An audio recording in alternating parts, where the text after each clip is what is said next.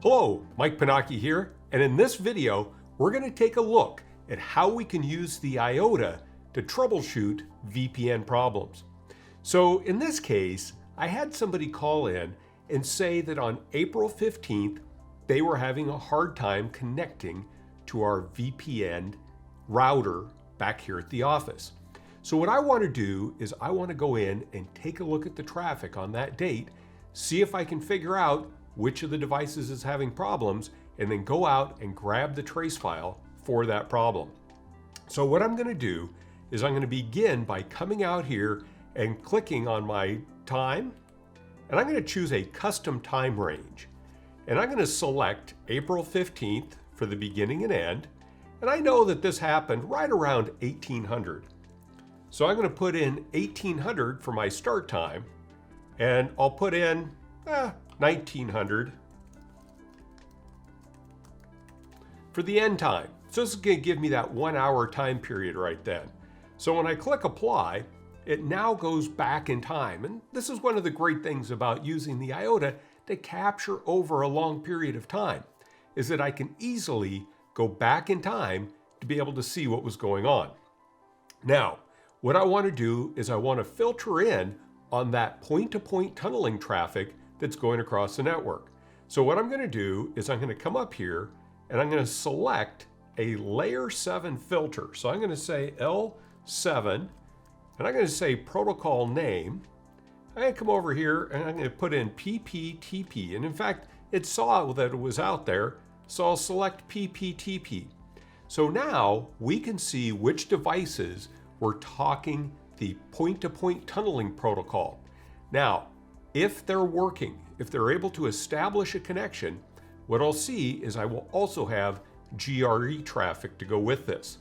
So what I'm going to do is I'm going to come in and I see that I've got these devices right there. I'm going to go ahead and I'm going to start by checking 37 right there. So I'm going to zoom in on that device and I'm going to remove the Pptp filter. So we're going to come back and I'll say remove. And what we see is that over here, we have GRE traffic. In fact, we've got a pretty good flow of GRE traffic in there. So my guess is that's working pretty well, and that's probably not the device that we're having trouble with. So I could come back and I could go back to my L7 protocol name.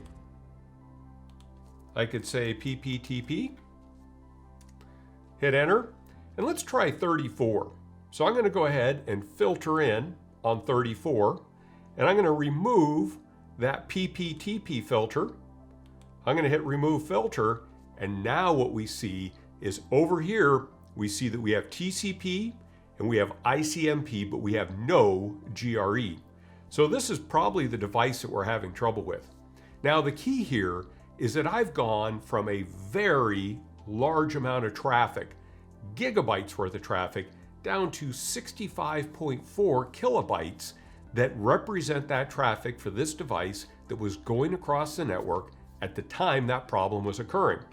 So what I'm going to do is I'm going to come in and I'm going to say I want to download the traffic for that device. So I click on that, it's downloading that trace file. So just like that, I've downloaded the trace file related to this device trying to establish a VPN connection. So I'll come in, I'll click on that. That's going to start Wireshark. So now I can come in here to Wireshark and I can start scrolling down. In fact, let's just move over here and let's see what we have in our traffic. And as we come down, we see right here, protocol reject. So in this case, after we get that protocol reject, it comes back and we see a termination request. So this is an example of where if we have an idea about when the problem was occurring, we can then drill into that time frame. We can find that conversation that was having the problems, download it to our machine and start analyzing the packets. And the key here is I'm not looking through gigabytes worth of traffic. In fact, I'm only looking through 65 kilobytes worth of traffic that was related to that particular station.